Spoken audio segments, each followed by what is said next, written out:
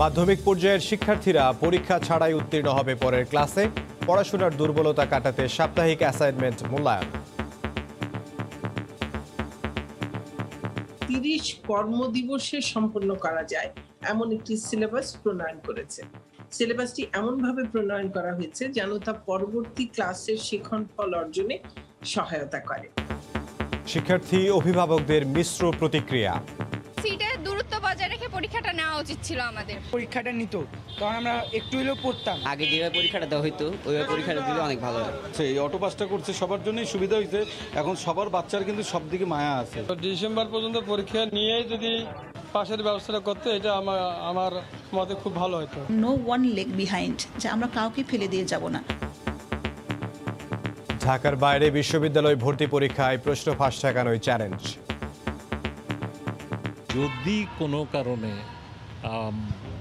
প্রশ্নপত্র ফাঁসের ঘটনা হয় তাহলে সাথে সাথে সেই ব্যাপারে যথাযথ তদন্তের ব্যবস্থা করা। দেখছিলেন প্রধান শিরোনাম। দুপুরের সময় সঙ্গে আছি আমি ইমদাদুল হক। এবার অন্যান্য শীর্ষ সংবাদ। নৌযান শ্রমিকদের কর্মবিরতিতে দ্বিতীয় দিনের মতো বন্ধ, পণ্য খালাস। দিনে ক্ষতি 100 কোটি টাকার বেশি, ভোগ্য পণ্য সংকটের আশঙ্কা। কাটানি আলুর বাজারের অস্থিরতা, কেজি 35 টাকাও মানতে নারাজ বিক্রেতারা। টিসিবির বিক্রি করছে 25 টাকায়। রাজধানীর জিগাতলায় ঝুলন্ত তার ভূগর্ভস্থ করার কাজ শুরু, পর্যায়ক্রমে হবে সারা ঢাকায়।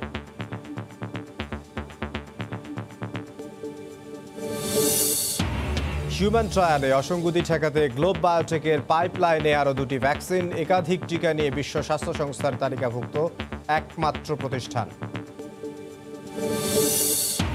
এবং ঢাকার ধামরায়ে মসজিদের সামনে থেকে শারীরিক প্রতিবন্ধী নবজাতক উদ্ধার। দত্তক নিতে আগ্রহী অনেকে, সিদ্ধান্ত নেবে সমাজসেবা অধিদপ্তর।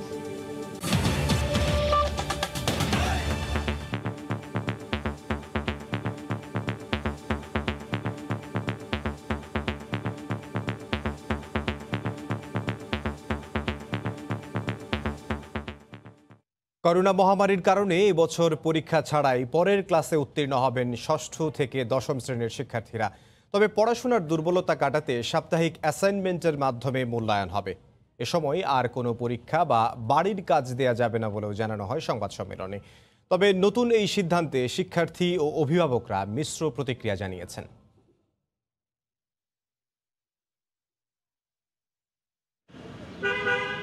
কোভিড-19-এর কারণে চলতি বছরের 17 সেপ্টেম্বর থেকে একে একে দেশের সব শিক্ষা প্রতিষ্ঠান বন্ধের ঘোষণা আসে। 6 মাস পর বন্ধের ঘোষণা আসতে শুরু করে প্রাথমিক শিক্ষা সমাপনী, জেএসসি, জেডিসি এবং এইচএসসির মতন পরীক্ষাগুলো। বুধবার অনলাইন এক সংবাদ সম্মেলনে শিক্ষামন্ত্রী ডাক্তার দীপুমণি এবার ঘোষণা করলেন মাধ্যমিক পর্যায়ের বার্ষিক পরীক্ষা বন্ধের। এবার পরীক্ষা ছাড়াই সবাই পরবর্তী ক্লাসে যাচ্ছে, কিন্তু আমি প্রত্যেক শিক্ষার্থীকে বলবো, অভিভাবকদের বলবো, শিক্ষকদেরকে বলবো, আমার পরীক্ষা দিয়ে পরবর্তী ক্লাসে যেতে হচ্ছে না, এটি সত্য, কিন্তু আমি যেন যতদূর সম্ভব আমার সুযোগ আছে, আমার শিখন ফল যা আমার অর্জন করবার কথা ছিল তা অর্জন করবার সেই সুযোগটি যেন প্রত্যেকটি শিক্ষার্থী যেন গ্রহণ করে। তবে এনসিটিবি প্রণীত 30 কর্মদিবসের সংক্ষিপ্ত পাঠ্যসূচির ভিত্তিতে প্রতি সপ্তাহে অ্যাসাইনমেন্ট করতে হবে শিক্ষার্থীদের। এর মাধ্যমে শিক্ষার্থীদের মূল্যায়ন করা হবে। শিক্ষা মন্ত্রণালয়ের ওয়েবসাইটে এই পাঠ্যসূচি দেওয়া হবে, পৌঁছে দেওয়া হবে প্রতিষ্ঠান প্রধানদের কাছেও। সংশ্লিষ্ট শ্রেণীর বিষয়ভিত্তিক শিখন ফলের গুরুত্ব বিবেচনা করে সিলেবাসটি এমনভাবে প্রণয়ন করা হয়েছে যেন তা পরবর্তী ক্লাসের শিখন ফল অর্জনে সহায়তা করে। নতুন এই সিদ্ধান্তে স্বস্তি পেলেও কিছুটা দ্বিধাগ্রস্ত শিক্ষার্থীরা। অনলাইনেও যদি পরীক্ষা হতো তবু আমরা একবার হলে বইটা দেখতাম যে পরীক্ষা হবে, স্যার আমাদের সামনে থাকবে, কিন্তু কিছু একটা আমাদের পরীক্ষাটা নিত, তখন আমরা একটু হলেও পড়তাম। আগে যেভাবে পরীক্ষাটা দেওয়া হইতো ওইভাবে পরীক্ষাটা দিলে অনেক ভালো হয়। এদিকে শিক্ষা প্রতিষ্ঠান প্রধানরা জানান, মন্ত্রণালয় থেকে নির্দেশনা আসার পরেই পাঠ্যক্রম সম্পর্কে ধারণা পাওয়া যাবে। পাশাপাশি আমাদের এটাও দেখতে হবে আমাদের সকল শিক্ষার্থী সেই অ্যাসাইনমেন্টগুলো জমা দিতে পারবে কিনা। করোনায় স্বাস্থ্য ঝুঁকি না কমলে শিক্ষা প্রতিষ্ঠান খুলবে না বলেও জানান শিক্ষামন্ত্রী। ফারুক ভাইয়া, রবিন, সময় সংবাদ, ঢাকা। কোভিড বাস্তবতায় বিভাগীয় শহরে ভর্তি পরীক্ষা নেওয়া ছাড়া কোনো বিকল্প নেই। ঢাকা বিশ্ববিদ্যালয়ের সিদ্ধান্তকে সাধুবাদ জানালেও বিশেষজ্ঞরা বলছেন প্রশ্ন ফাঁস ঠেকাতে অন্যবারের তুলনায় কয়েক গুণ কঠোর হতে হবে প্রশাসনকে। মূল দায়িত্ব নিতে হবে বিশ্ববিদ্যালয় শিক্ষকদেরই। এদিকে পরীক্ষা নিয়ে দ্বিধা কাটছে না ভর্তিচ্ছুদের। কোভিড বাস্তবতায় ভিন্ন চিন্তা করতেই হচ্ছে। পাবলিক বিশ্ববিদ্যালয়ে ভর্তি পরীক্ষা নেওয়া এখন বড় চ্যালেঞ্জ। অনলাইনে নাকি সরাসরি, আগের মতোই হবে নাকি সমন্বিত পদ্ধতি? এখনো পর্যন্ত শুধু ঢাকা বিশ্ববিদ্যালয় সিদ্ধান্ত নিতে পেরেছে তারা সরাসরি ভর্তি পরীক্ষা নেবে, তবে সেটা অনুষ্ঠিত হবে বিভাগীয় শহরের পাবলিক বিশ্ববিদ্যালয়গুলোতে। এক্ষেত্রে প্রশ্ন থেকেই যায়, ঢাকার বাইরে হলে কতটা স্বচ্ছ হবে দেশের সেরা বিশ্ববিদ্যালয়ের ভর্তি পরীক্ষা? বিশেষজ্ঞরা মনে করেন বর্তমান বাস্তবতায় এই সিদ্ধান্তের বিকল্প ছিল না, তবে প্রশ্ন ফাঁস ঠেকাতে কঠোর পদক্ষেপ নিতে হবে। বিভাগীয় শহরে পরীক্ষা হলেও নিজেদের শিক্ষকদের দায়িত্ব দেওয়ার কথা ভাবছে ঢাকা বিশ্ববিদ্যালয়।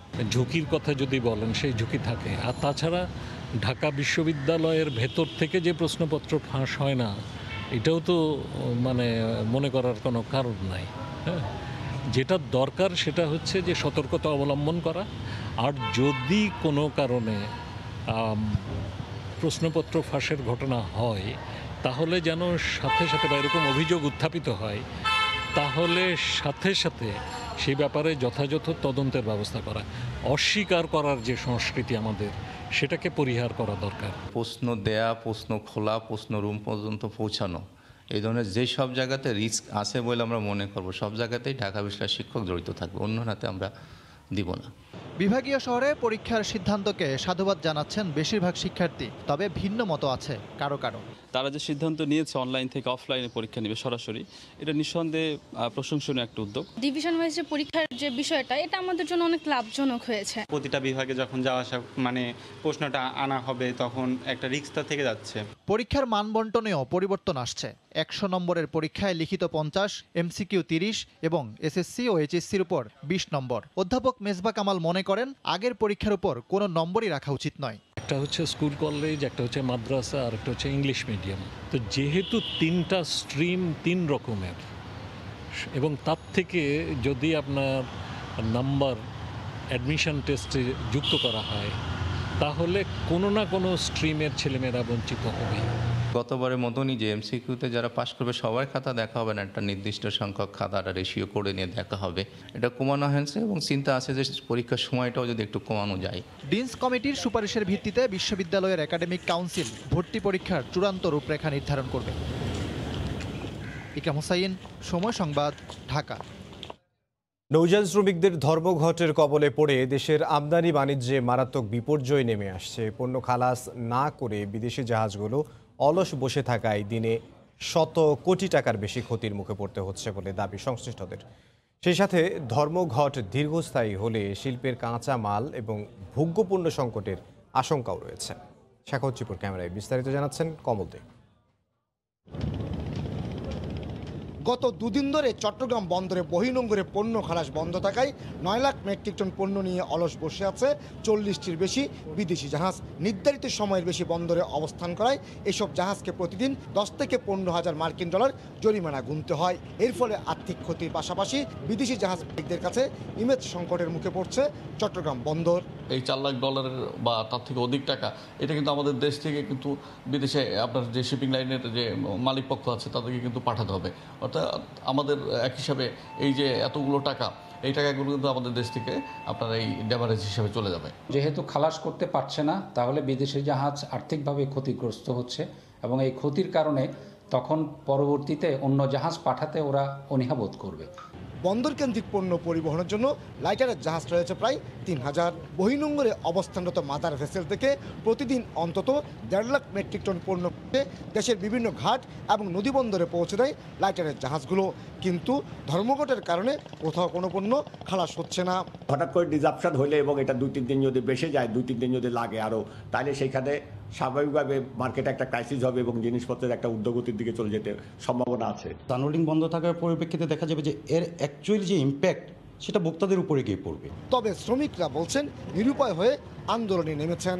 সরকার আমাদের সাথে বারবার চুক্তি করেছে, মালিকরা আমাদের সাথে বারবার চুক্তি করেছে, সে চুক্তি বাস্তবায়ন করতেছে না। টাকা তো পাচ্ছি না, পকেট থেকে শুধু টাকা যাইতেছে, টাকা আসতেছে না।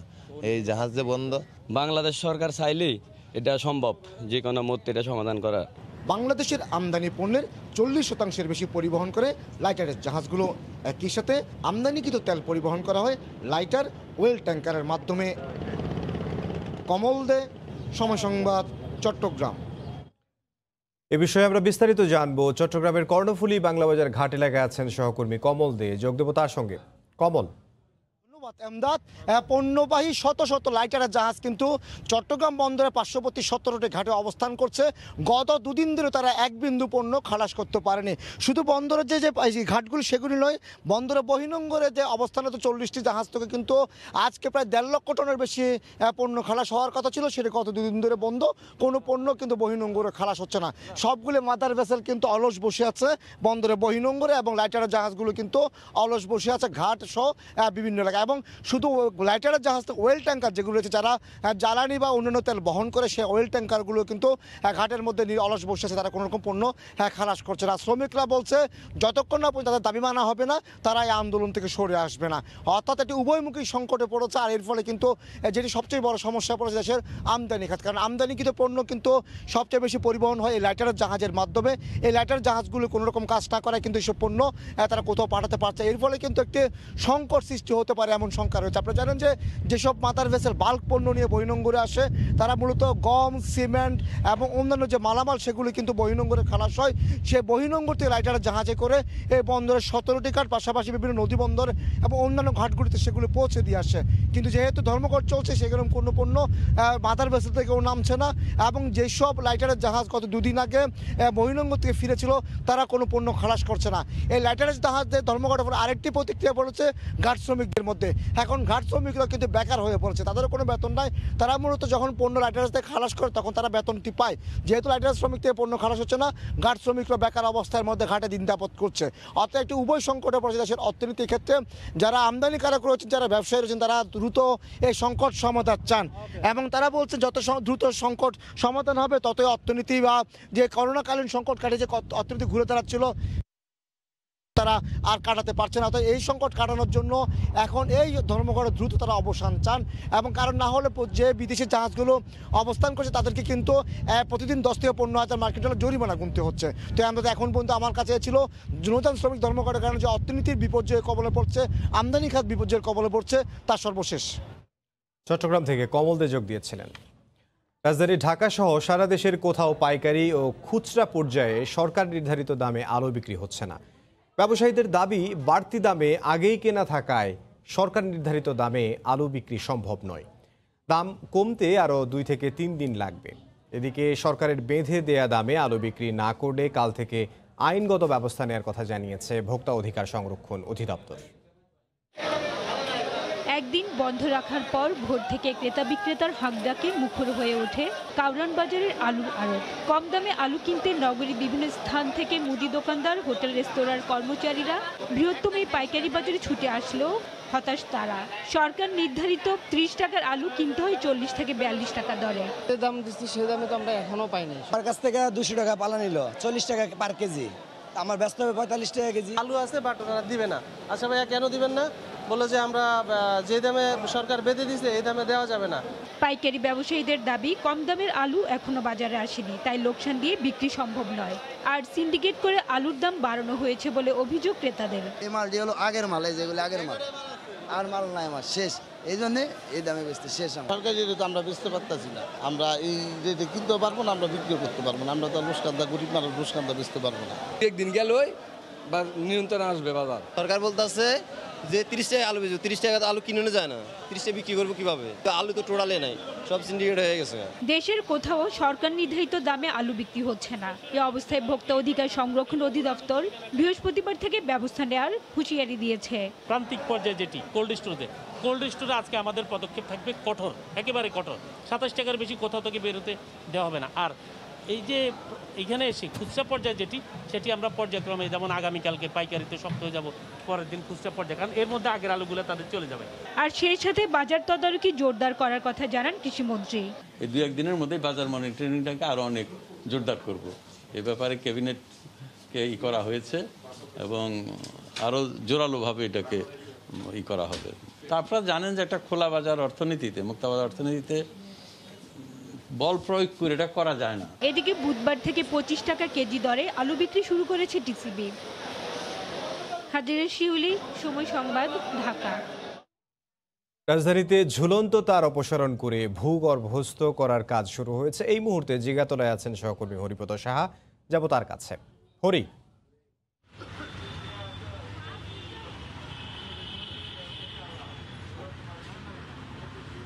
ইমদাদ, আপনি জানেন চলতি সপ্তাহের রোববারে কিন্তু ঢাকা দক্ষিণ সিটি কর্পোরেশনের মেয়রের সাথে ইন্টারনেট সেবাদাতা প্রতিষ্ঠানের যে সংগঠন রয়েছে আইএসপিএবি এবং কেবল টিভি নেটওয়ার্কের যারা সেবাদাতা প্রতিষ্ঠান রয়েছে কোয়াব, তাদের সংগঠনের নেতাদের সাথে কিন্তু বৈঠক হয় এবং বৈঠকে যে সিদ্ধান্ত হয় ঝুলন্ত তার অপসারণের জন্য সময় দেওয়া হয় হচ্ছে নভেম্বর পর্যন্ত।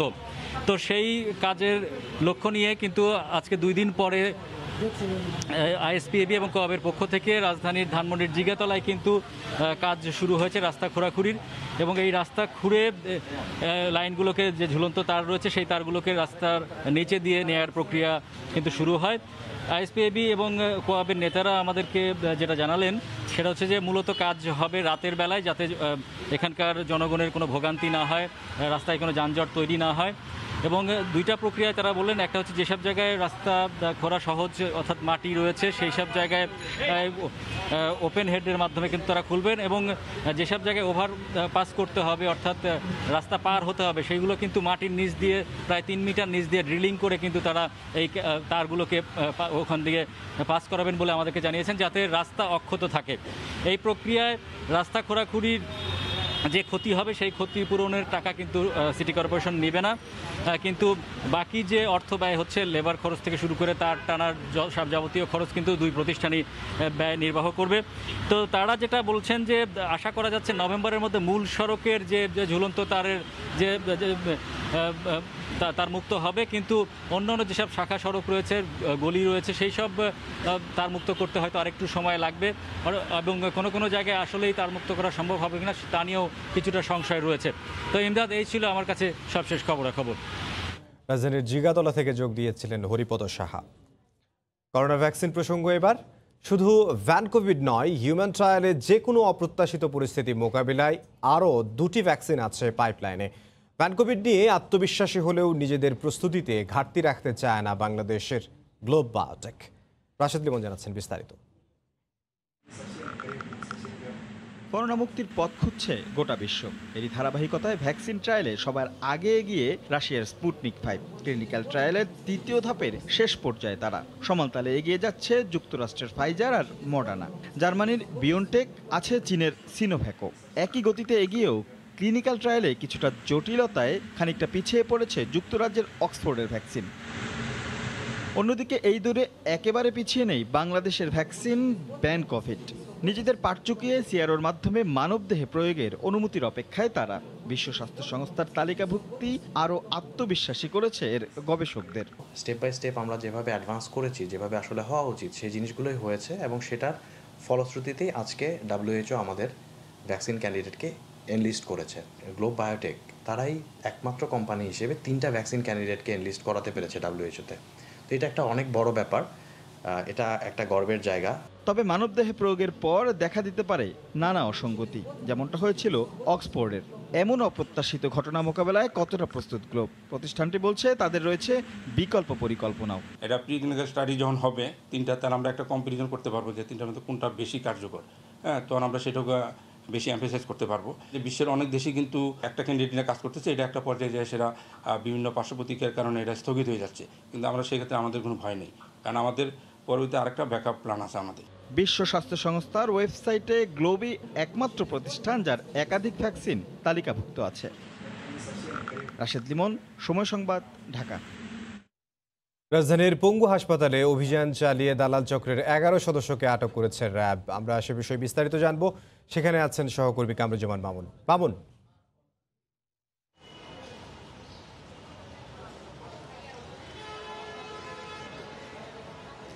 ইমদাদ, ঢাকা বা ঢাকার বাইরে থেকে বিভিন্ন জেলা থেকে আসা রোগীরা যখন পঙ্গু হাসপাতালে আসেন তখন তাদের এখান থেকে বিভিন্ন প্রতারণার ফাঁদে ফেলে আশপাশের ক্লিনিক বা হাসপাতালে নিয়ে যান এখানকার এক প্রতারক চক্র এবং সেই চক্রের 11 সদস্যকে আজকে আটক করেছে র্যাব এবং তাদেরকে প্রত্যেককে কিন্তু 6 মাসের বিনাশ্রম কারাদণ্ড দেওয়া হয়েছে।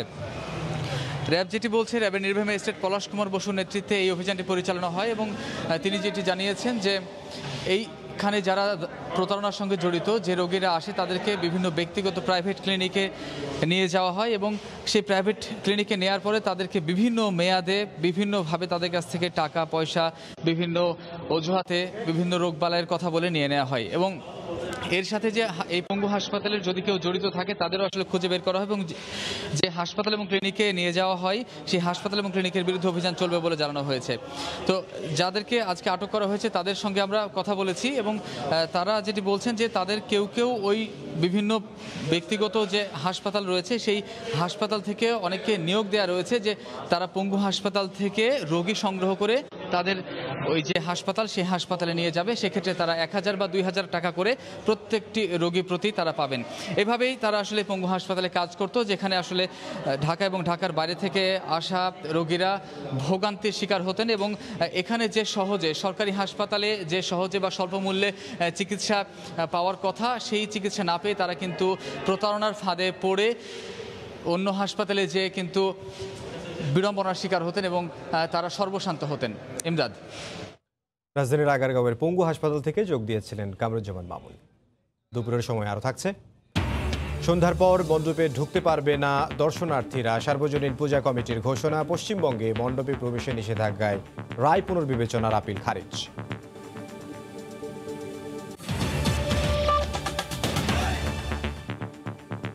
পরিবার পরিকল্পনা অধিদপ্তরের কর্মচারী আক্তারের অবৈধ সম্পদের অনুসন্ধানে রাজধানীর মিরপুরে অভিযান চালাচ্ছে দুর্নীতি দমন কমিশন দুদক।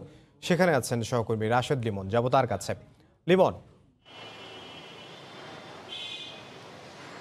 মূলত আমরা রয়েছি মিরপুরের 10 নম্বর ডি ব্লক অর্থাৎ প্যারিস রোড বলে যে রোডটি রয়েছে তার একটু পাশেই এই জায়গাটিতে এই আমার পেছনে যে বাড়িটি দেখছেন হলুদ বাড়িটি, এইখানেই আসলে দুদক এবং গণপূর্তের একটি অনুসন্ধানী টিম কাজ করছে।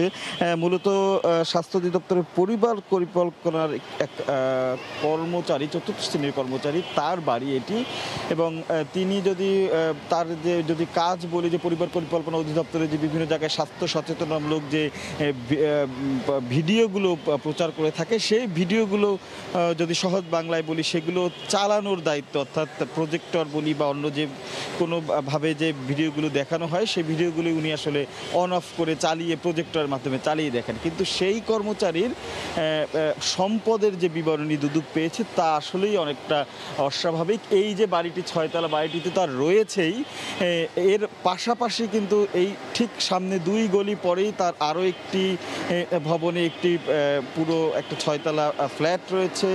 6তলায় এর পাশে তার আরও একটি একাধিক প্লটের সন্ধান পেয়েছে দুদক এবং পাশাপাশি তার যে বাড়ি ময়মনসিংহে তার নিজের এলাকায় তার অঢেল সম্পত্তির মানে যে খবর বা সেই খবর পেয়েছে দুদক। এর আগে কিন্তু এই আখতারুজ্জামান খানকে এর মধ্যে দুদক চিঠি দিয়ে তার সম্পদের বিবরণ চেয়েছে এবং তিনি যে বিবরণী দিয়েছেন বা সম্পদের যে তিনি হিসেব দিয়েছেন সেই হিসেবটি আসলে দুদকের কাছে গ্রহণযোগ্য হয়নি বা অসামঞ্জস্য মনে হয়েছে, যে কারণে দ্বিতীয় দফায় দুদক সরজমিনে তার এই সম্পদগুলোর যে রয়েছে সেগুলো অনুসন্ধানে বা তদন্তে এসেছেন। এর আগে তাদের কাছে যে তথ্য রয়েছে সেই তথ্যের ভিত্তিতে তো কিছুক্ষণ আগেই দুদক এবং গণপূর্তের যে টিম সেই টিমটি ভিতরে গিয়েছে। আমরা কিন্তু আখতারুজ্জামানকে এর আগে এইখানে হাঁটাচলা করতে দেখেছি, তবে দুদকের টিমের সঙ্গে যখন আমরা সংবাদকর্মীরা আসি উনি কিন্তু আসলে দৌড়ে ভেতরে চলে গেছেন। তো এই মুহূর্তে দুদকের টিম ভিতরে রয়ে গেছেন। আসলে এর পরবর্তী আইনি প্রক্রিয়া কী বা তাদের কী পদক্ষেপ হবে এটি আসলে পরবর্তীতে আমরা হয়তোবা জানবো, তখন জানিয়ে দিতে পারবো। তো এই ছিল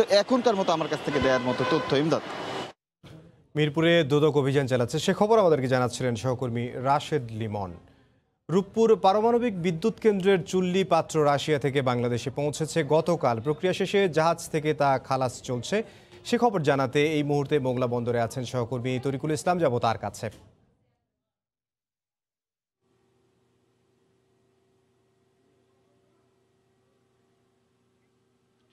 ইমদাদ, বাংলাদেশ সরকারের মেগা প্রকল্প পাবনার রূপপুর পারমাণবিক বিদ্যুৎ কেন্দ্রের যে যন্ত্রাংশ সেটি মোংলা বন্দরে এসে পৌঁছেছে এবং গতকালই বিকাল নাগাদ এটি মোংলা বন্দরে এসে পৌঁছায় এবং আজকে থেকে এই যন্ত্রাংশের পণ্য খালা শুরু হয়েছে। অর্থাৎ প্রথম ইউনিটের মূল যন্ত্রাংশ পরমাণু চুল্লি ও জেনারেটর এই যন্ত্রাংশগুলো নিয়ে বাংলাদেশে এসেছে জাহাজ এমভি ডেইজি, রাশিয়ান জাহাজ। এবং এই আমরা যে তথ্যটি পেয়েছি, এখানে যারা পণ্য খালাস করছে অবিরত এজেন্সি লিমিটেড, তারা আমাদেরকে যেটি জানিয়েছেন যে 370 প্যাকেট পণ্য এসেছে, সেখানে পরমাণু চুল্লি রয়েছে এবং 2355.499 মেট্রিক টন পণ্য রয়েছে এবং এটি পণ্য খালাস ইতিমধ্যে শুরু হয়েছে। ট্রাক যোগে যে যন্ত্রাংশগুলো রয়েছে সেই যন্ত্রাংশগুলো ট্রাক যোগে পাঠানো হচ্ছে এবং ট্রলি যোগে পাঠানো হচ্ছে। পাশাপাশি নদীপথে চুল্লিগুলো পাঠানো হবে, সেটি আগামীকাল অথবা পরশুদিন তারা এই পণ্যগুলো চুল্লিটি পাঠাবে বলে আমরা জানতে পেরেছি। তবে 3 থেকে 4 দিন এটি লাগবে বলে আমরা যারা পণ্য খালাস করছে যে প্রতিষ্ঠান অবিরত এজেন্সি, তারা আমাদেরকে এইটি নিশ্চিত করেছেন। এছাড়া এই পণ্য খালাসের কিন্তু যে কর্মবিরতি শ্রমিকদের সেটি কিন্তু এর কোনো প্রভাব পড়ছে না। তো আপনারা জানেন যে 2009 সালে বর্তমান সরকারের নির্বাচনে যে জয়ী হয়েছিল, সেখানে তাদের নির্বাচনী ইশতেহারেই এই রূপপুর পারমাণবিক কেন্দ্র নির্মাণের একটি প্রতিশ্রুতি ছিল এবং সেটি রাশিয়ার সাথে চুক্তিবদ্ধ হয়ে তারা সরকার এই পারমাণবিক বিদ্যুৎ কেন্দ্রটি স্থাপন করছে এবং সেই যন্ত্রাংশগুলো মোংলা বন্দর দিয়ে সেসব জায়গায় পৌঁছে যাচ্ছে। তো সব মিলে আমার কাছে এই ছিল মোংলা বন্দর থেকে রূপপুর পারমাণবিক কেন্দ্রের যে যন্ত্রাংশ এবং পরমাণু চুল্লি যে পণ্য খালাস হচ্ছে তার সর্বশেষ খবর। মোংলা বন্দর থেকে যোগ দিয়েছিলেন সহকর্মী তরিকুল ইসলাম। দুপুরের সময় আরও থাকছে। শেষ নির্বাচনী বিতর্কে কাল মুখোমুখি হবে ট্রাম্প বাইডেন। করোনা না এলে পুনর্নির্বাচিত হওয়ার পথে কোনো বাধাই থাকতো না, মন্তব্য মার্কিন প্রেসিডেন্টের।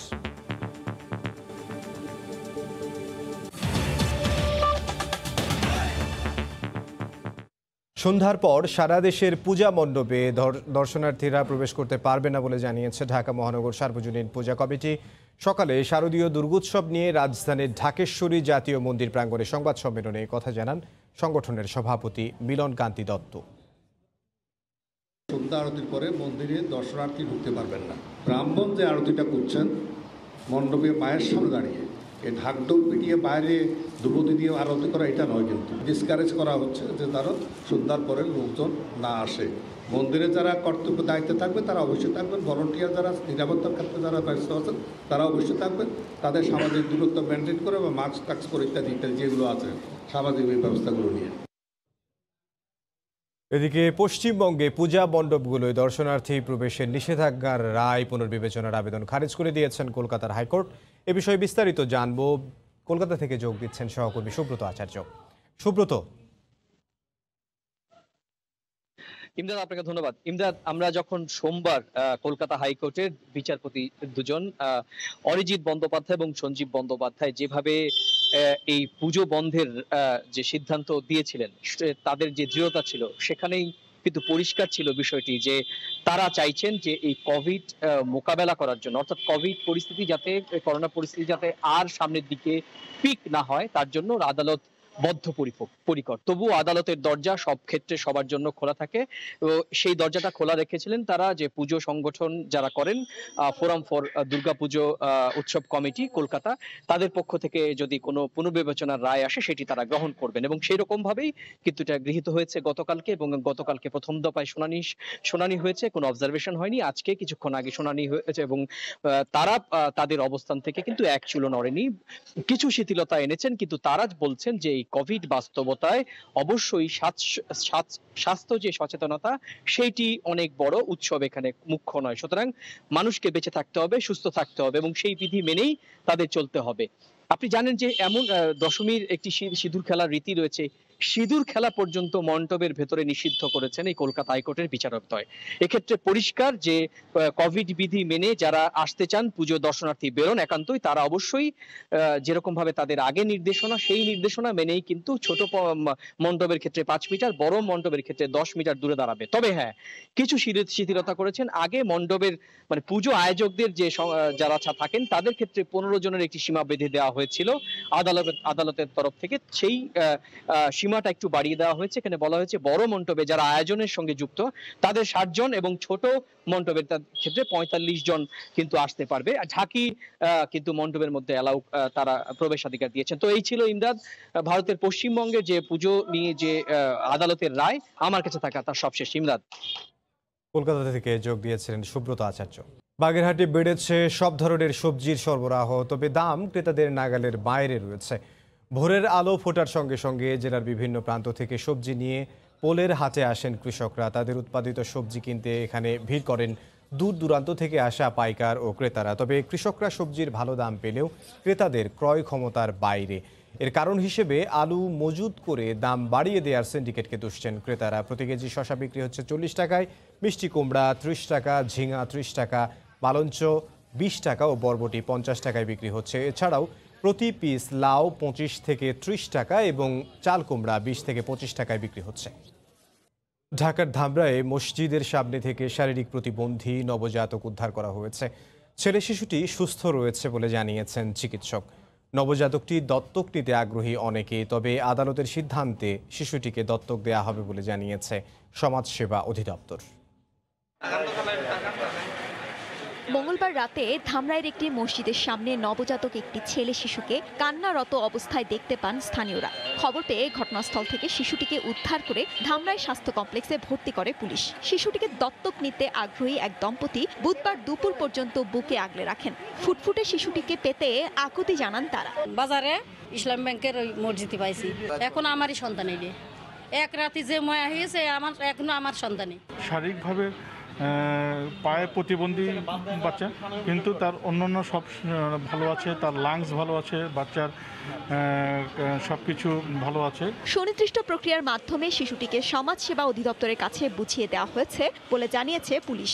যদি মূল পিতামাতাকে না পাওয়া যায়, সেই ক্ষেত্রে যদি তাকে দিতে চায় সেটা আদালতের মাধ্যমে তাদের নিতে হবে। সমাজসেবা অধিদপ্তরের কর্মকর্তার মাধ্যমে শিশুটিকে রাজধানীর শিশু কল্যাণ ট্রাস্টের কাছে পাঠানো হয়। উপজেলা থেকে আমরা বাচ্চাটাকে কাউকে দিতে পারছি না, কারণ আমাদের সে আইনগত ক্ষমতা নেই। এখন আদালতের মাধ্যমে নিতে হবে, যদি কেউ নিতে চায় বা ইচ্ছুক যদি কেউ থাকে। নবজাতকের বয়স 20 থেকে 25 দিন হবে বলে প্রাথমিকভাবে ধারণা করছেন চিকিৎসক। সময় সংবাদ, সাভার।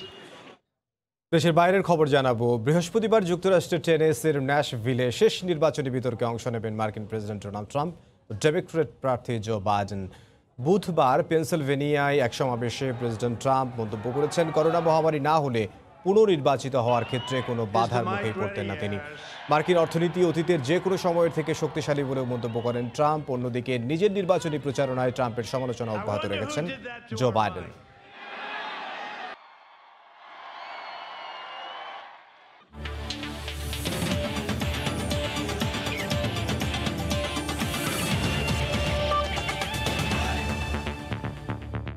বিসিবি প্রেসিডেন্ট কাপের খবর। লিগ পর্বের শেষ ম্যাচে তামিম একাদশের বিপক্ষে টস সেরে ব্যাট করছে নির্ভার নাজমুল একাদশ। শেষ খবর পাওয়া পর্যন্ত তাদের সংগ্রহ 3 উইকেটে 41 রান। এই পর্যায়ে শীর্ষ সংবাদ জানিয়ে দিচ্ছে আরও একবার। মাধ্যমিকের শিক্ষার্থীরা পরীক্ষা ছাড়াই উঠবে পরের ক্লাসে। পড়াশোনার দুর্বলতা কাটাতে সাপ্তাহিক অ্যাসাইনমেন্টে মূল্যায়ন, শিক্ষার্থীদের মিশ্র প্রতিক্রিয়া। পরিবার পরিকল্পনার 4র্থ শ্রেণীর কর্মচারীর সম্পদের পাহাড় অনুসন্ধানে গিয়ে দুদকের চক্ষু চড়ক গাছ। একই এলাকায় মিলেছে একাধিক বহুতল ভবন। এবং ঢাকার ধামরায় মসজিদের সামনে থেকে শারীরিক প্রতিবন্ধী নবজাতক উদ্ধার, দত্তক নিতে আগ্রহী অনেকে, সিদ্ধান্ত নেবে সমাজসেবা অধিদপ্তর। এই ছিল দুপুরের সময়, সঙ্গে থাকুন সময়।